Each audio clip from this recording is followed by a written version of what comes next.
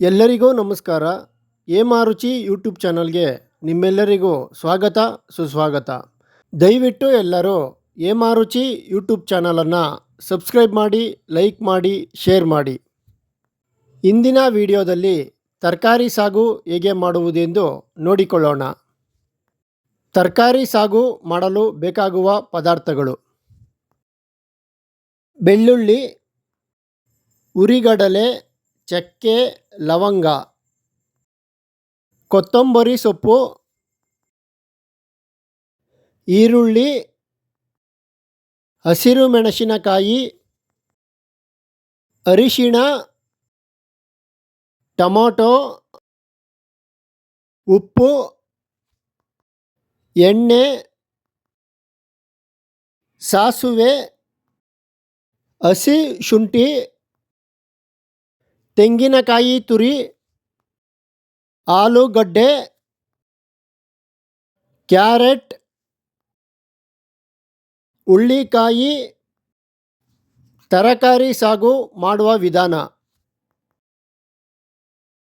ಒಂದು ಮಿಕ್ಸಿ ಜಾರಿಗೆ ತೆಂಗಿನಕಾಯಿ ತುರಿ, ಶುಂಠಿ, ಹಸಿರು ಮೆಣಸಿನಕಾಯಿ, ಬೆಳ್ಳುಳ್ಳಿ, ಹುರಿಗಡಲೆ, ಚಕ್ಕೆ, ಲವಂಗ, ಕೊತ್ತಂಬರಿ ಸೊಪ್ಪು ಹಾಗೂ ಸ್ವಲ್ಪ ನೀರನ್ನು ಹಾಕಿ ಚೆನ್ನಾಗಿ ರುಬ್ಬಿಕೊಳ್ಳಿ.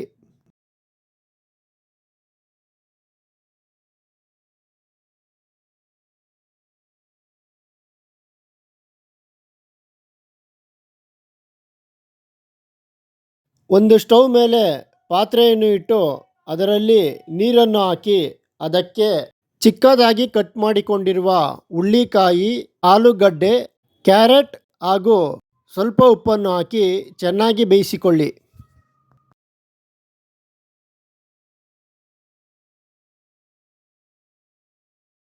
ಚೆನ್ನಾಗಿ ಬೇಯಿಸಿಕೊಂಡ ನಂತರ ಅದನ್ನು ಸೋಸಿಕೊಳ್ಳಿ.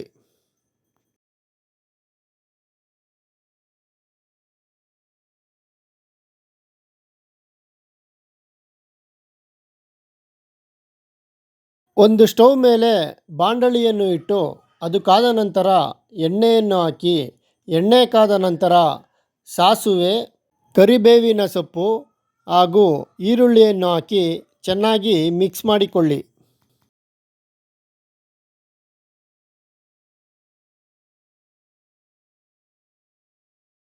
ಈಗ ರುಚಿಗೆ ತಕ್ಕಷ್ಟು ಉಪ್ಪು ಹಾಗೂ ಮಿಕ್ಸಿಯಲ್ಲಿ ರುಬ್ಬಿಕೊಂಡಿರುವ ಪೇಸ್ಟನ್ನು ಹಾಕಿ ಚೆನ್ನಾಗಿ ಮಿಕ್ಸ್ ಮಾಡಿಕೊಳ್ಳಿ.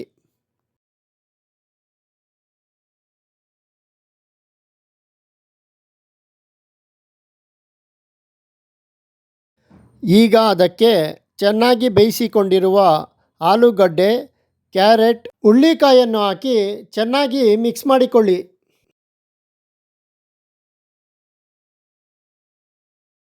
ಈಗ 2 ಲೋಟ ನೀರನ್ನು ಹಾಕಿ ಚೆನ್ನಾಗಿ ಮಿಕ್ಸ್ ಮಾಡಿಕೊಳ್ಳಿ.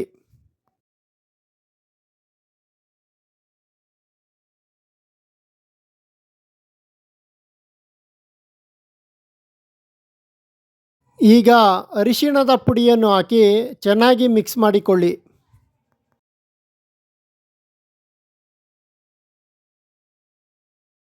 ಈಗ ತಟ್ಟೆಯನ್ನು ಮುಚ್ಚಿ 15 ನಿಮಿಷಗಳ ಕಾಲ ಬೇಯಿಸಿಕೊಳ್ಳಿ. 15 ನಿಮಿಷಗಳ ಕಾಲ ಬೇಯಿಸಿಕೊಂಡ ನಂತರ ತಟ್ಟೆಯನ್ನು ತೆಗೆದು ಮಿಕ್ಸ್ ಮಾಡಿಕೊಂಡರೆ ನಿಮ್ಮ ಮುಂದೆ ತರಕಾರಿ ಸಾಗು ಸವಿಯಲು ಸಿದ್ಧ. ಇದನ್ನು ಚಪಾತಿ ಅಥವಾ ಪೂರಿ ಜೊತೆ ಸವಿದರೆ ತುಂಬ ರುಚಿಯಾಗಿರುತ್ತದೆ. ಈ ವಿಡಿಯೋ ನೋಡಿದ ನಿಮ್ಮೆಲ್ಲರಿಗೂ ಧನ್ಯವಾದಗಳು. ಇನ್ನೂ ಹೆಚ್ಚಿನ ವಿಡಿಯೋಗಳಿಗಾಗಿ ಏಮಾರುಚಿ ಯೂಟ್ಯೂಬ್ ಚಾನಲನ್ನು ಸಬ್ಸ್ಕ್ರೈಬ್ ಮಾಡಿ, ಲೈಕ್ ಮಾಡಿ, ಶೇರ್ ಮಾಡಿ. ಧನ್ಯವಾದಗಳು.